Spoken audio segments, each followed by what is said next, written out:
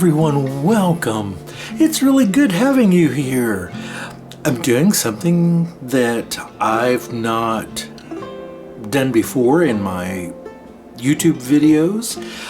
I haven't done these actually a whole lot, period.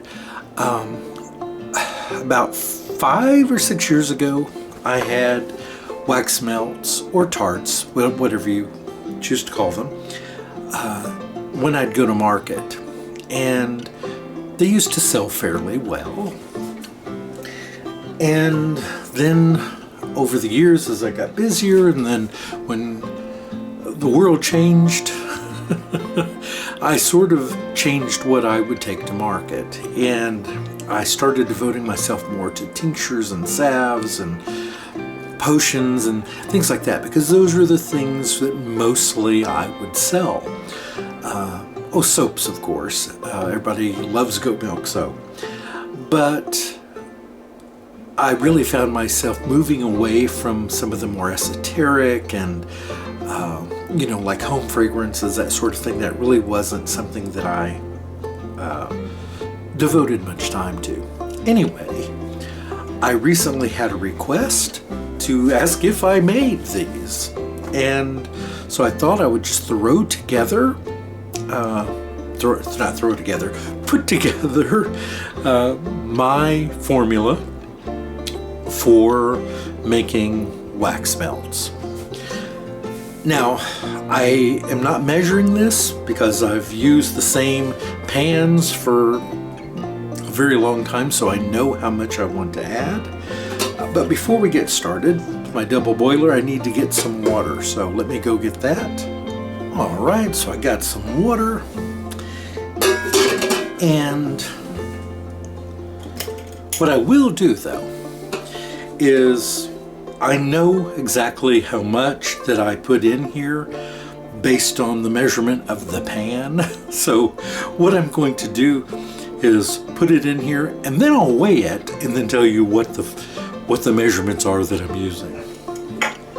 Now, let me clarify what my formula is for my tarts. Most soy blends that are made for use in wax melts use paraffin as a hardener.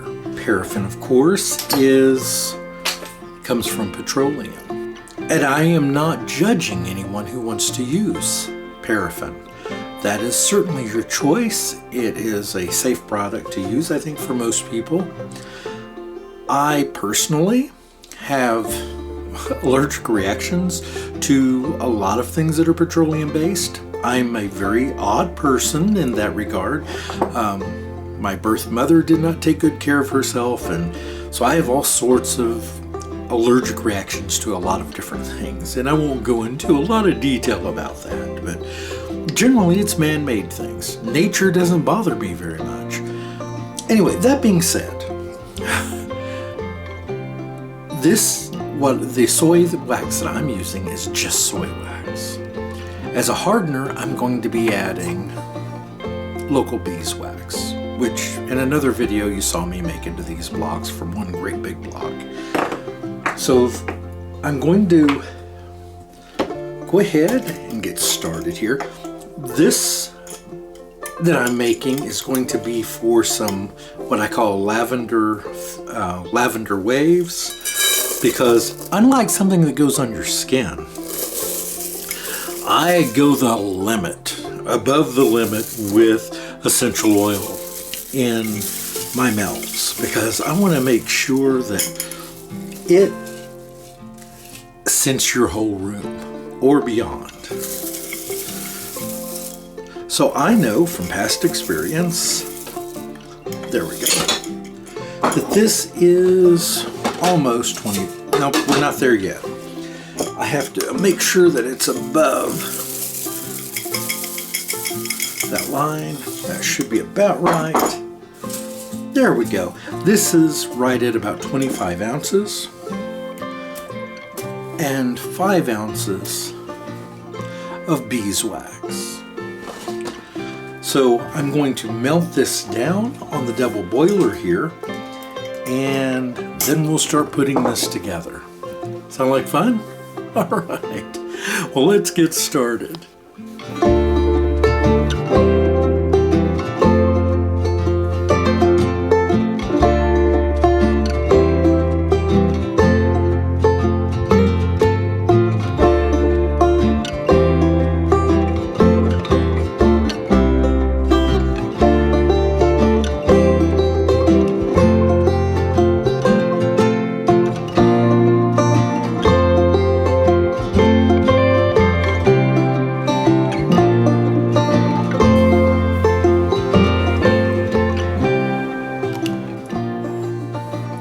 Alright, so I'm now going to pour my melted waxes into a pourable container.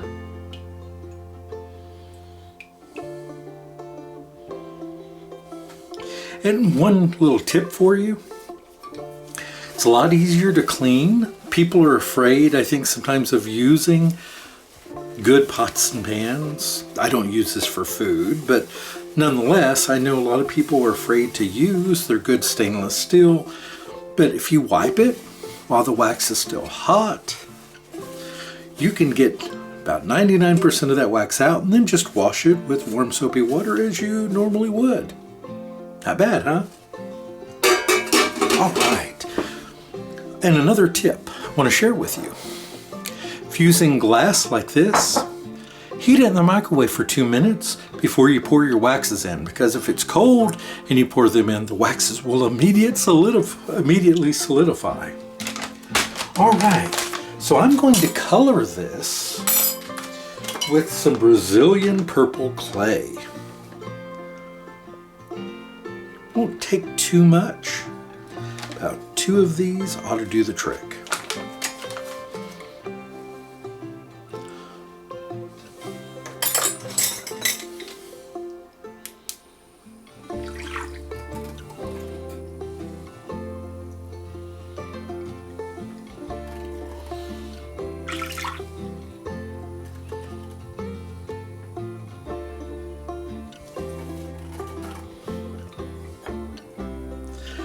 Here I have my lavender essential oil.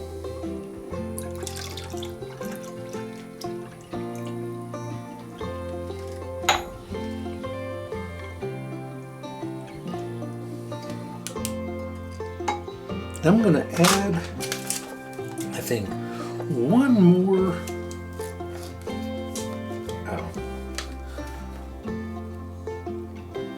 bit of our purple clay there. I just want to make sure. I've not used it in wax before. I've used it in soap and it does great, but here it's got me concerned. It may be because of the deep dark color of my beeswax, which is great beeswax, smells delicious, but I'm not sure how this is going to color. So I've not made this with wax like that before. Right now it just looks brown, doesn't it? Let's hope that when it solidifies, it is the right color. So let's start with this one.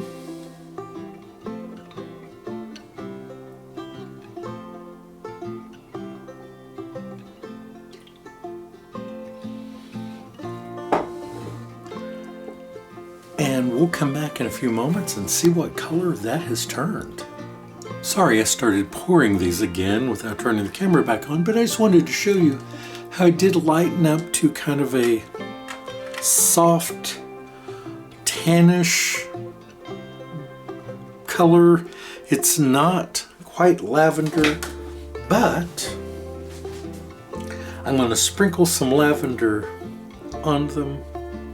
It'll sink down, hopefully, into some of the little crevices and give us something a little more lavender, at least in reality. The color may be a little off, but they smell. There's so much lavender essential oil in these that they are just magical. They smell fantastic.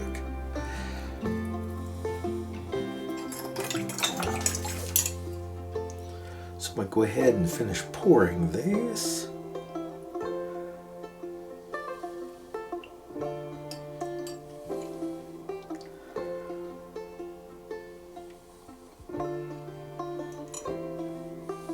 Such a simple thing. I think anyone who makes soap or, anything like this for the home should add melts to their repertoire.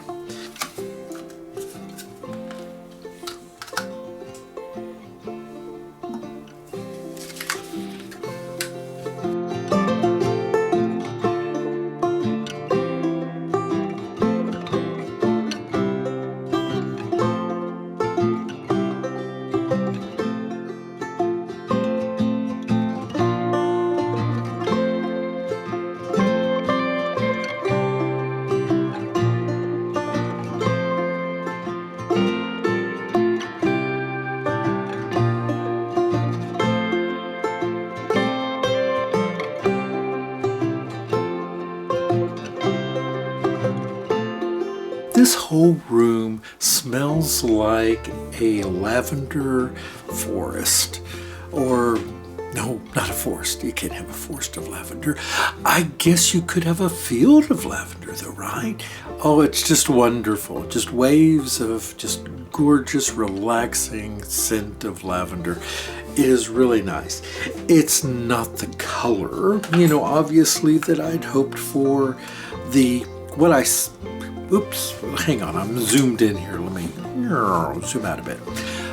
The issue is that the clay, the purple clay, sank to the bottom. So, what I might do in the future is actually infuse the clay or alkanet. I may actually go with alkanet next time, just to make sure more of that lavender, it's a little more lavender next time I would hope than tan, by infusing it over a longer period of time in the wax. Anyway, I hope you'll join me for my next video coming very soon. I've actually got a soap curing, so I'm looking forward to sharing that one with you. Have a terrific day, everyone. Scent to your world. Talk to you soon. Goodbye.